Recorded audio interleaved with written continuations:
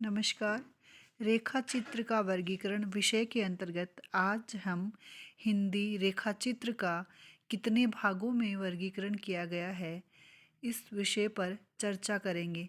इससे पूर्व के व्याख्यान में हमने हिंदी में रेखा चित्र किसे कहते हैं, रेखा चित्र का अर्थ, विभिन्न विद्वानों के द्वारा दी गई रेखाचित्र की प्रमुख परिभाषाएं तथा रेखाचित्र की सामान्य विशेषताएं क्या हैं, विषय के बारे में जानकारी प्राप्त की थी।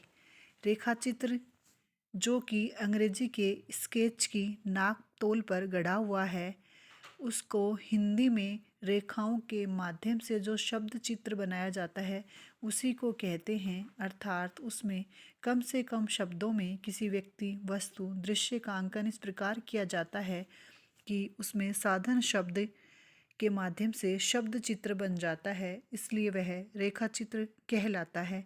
इसका भी हम अध्ययन कर चुके हैं। इसके अतिरिक्त रेखा चित्र की जैसे सामान्य विशेषताएं कि रेखा चित्र काल्पनिक न होकर वास्तविक होते हैं। रेखा चित्र में किसी व्यक्ति या वस्तु की विशेषताओं का चित्रांकन किया जाता है। उसमें रागात्मकता और एकात्मकता का गुण होता है। इसके अतिरिक्त लेखक का कोई निजी व्यक्तित्व नहीं होता, अनावश्यक विस्तार को कोई महत्व नहीं दिया जाता आदि अनेक रेखाचित्र की प्रमुख विशेषताओं का हम अध्ययन कर चुके हैं। उसके पश्चात आज हम हिंदी में जो रेखाचित्रों की रचनाएं हुई हैं, उन रेखाचित्रों को कितने भागों में वर्गीकृत किया जा सकता है, इस विषय का अध्ययन करेंगे।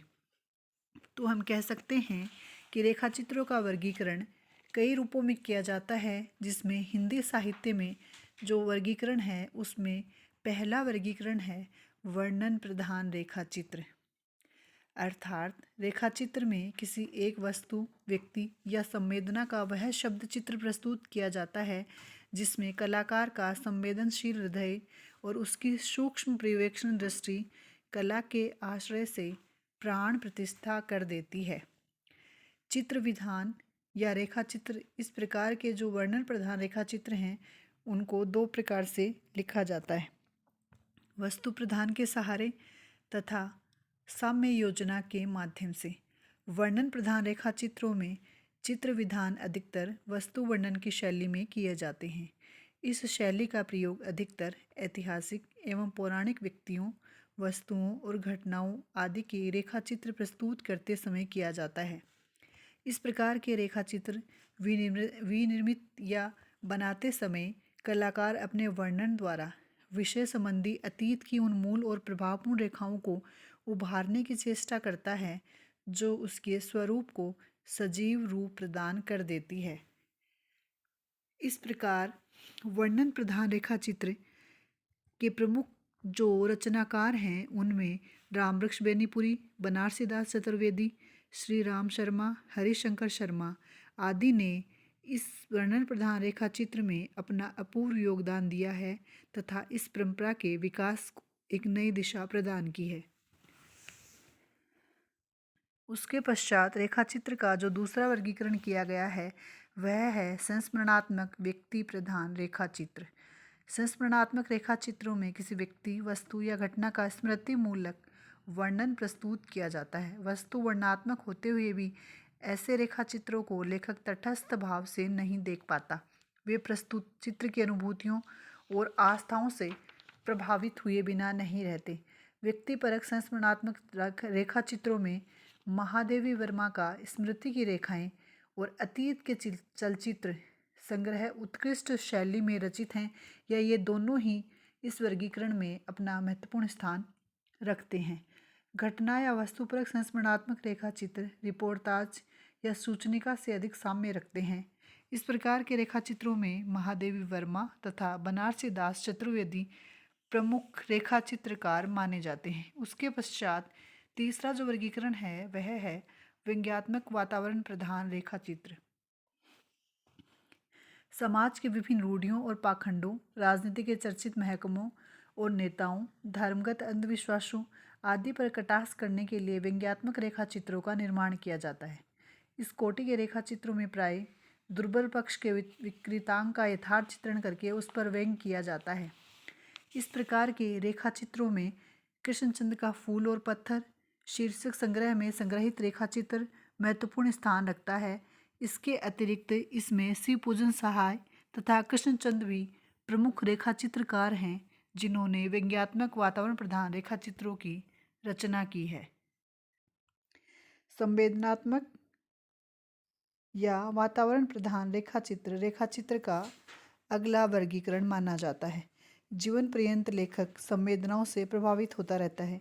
इनमें से कुछ संवेदनाएं शाश्वत सत्य खंडों के रूप में उपस्थित होती हैं और कुछ वैयक्तिक अनुभूतियों का रूप धारण कर प्रस्तुत होती हैं। रेखा चित्रकार दोनों प्रकार की संवेदनाओं को केंद्र बिंदु बनाकर कल्पना के सहारे शब्द रेखाओं में भावनाओं का रंग भरकर सामने रख देता है। राहुल सांकृत्यायन इस संवेदनात्मक वातावरण प्रधान रेखा चित्र के अग्रणी रेखा चित्रकार माने जाते हैं। इनके अतिरिक्त राम वृक्ष बेनीपुरी का लाल तारा के नाम से जो संग्रह प्रकाशित हुआ था, वह भी इसी प्रकार के रेखा चित्र के अंतर्गत आता है। इसके अतिरिक्त फणीश्वर नाथ रेणु भी इसी प्रकार के रेखा चित्रों के रेखा चित्रकार माने जाते हैं। उसके पश्चात अगला जो वर्गीकरण है रेखा चित्र का, वह है मनोवैज्ञानिक रेखा चित्र। आधुनिक हिंदी गद्य विधाओं में मनोवैज्ञानिकता को विश्लेषित करने का प्रचलन अधिक विकसित हुआ है, अतः इस प्रकार के रेखा चित्रों का प्रचलन भी बढ़ा है। रेखा चित्रों में भी मनोवैज्ञानिक रेखा चित्र लिखने की प्रवृत्ति इसलिए अधिक बढ़ी है। मनोवैज्ञानिक रेखा चित्रों के माध्यम से लेखक मानव मन के विविध रहस्यों का उद्घाटन करता है। इन रेखा चित्रों में वातावरण, मानव मनोभाव और क्रियाकलाप की अभिव्यक्ति मनोवैज्ञानिक आधार पर की जाती है। मनोवैज्ञानिकताओं के प्रमुखता देने के कारण या मनोवैज्ञानिकताओं को आधार बिंदु बनाकर रेखा चित्रों की रचना होने के कारण ही यह मनोवैज्ञानिक रेखा चित्र कहलाते हैं। पद्म सिंह शर्मा, श्री राम वर्मा, महादेवी वर्मा, सुरेंद्र नाथ दीक्षित आदि कई मनोवैज्ञानिक रेखा चित्रकार माने जाते हैं। उसके पश्चात अंतिम रेखा चित्र का जो वर्गीकरण है वह है रूपात्मक या प्रतीकात्मक रेखा चित्र। रूपात्मक रेखा चित्र में लेखक रूपक या प्रतीक आदि के माध्यम से किसी संदेश की प्रतिष्ठा करता है। रामवृक्ष बेनीपुरी का गेहूं बनाम गुलाब संग्रह में संग्रहित रेखा चित्र रूपात्मक रेखा चित्रों के श्रेष्ठ उदाहरण माने जाते हैं। गेहूं को जीवन के उपयोगी पक्ष का और गुलाब को जीवन के कलामय पक्ष का प्रतीक बनाकर प्रयुक्त किया गया है। गेहूं और गुलाब के प्रतीकों के माध्यम से लेखक ने जीवन में उपयोगिता और सौंदर्य बोध दोनों की महत्ता प्रतिपादित की है। इस संकलन में 25 शब्द चित्र समाहित किए गए हैं, जिनमें सभी रूपात्मक या प्रतीकात्मक रेखा चित्र की श्रेणी में ही आते हैं। अतः इसमें रामवृक्ष बेनीपुरी तथा बनारसी दास चतुर्वेदी प्रमुख रेखा चित्रकार माने जाते हैं।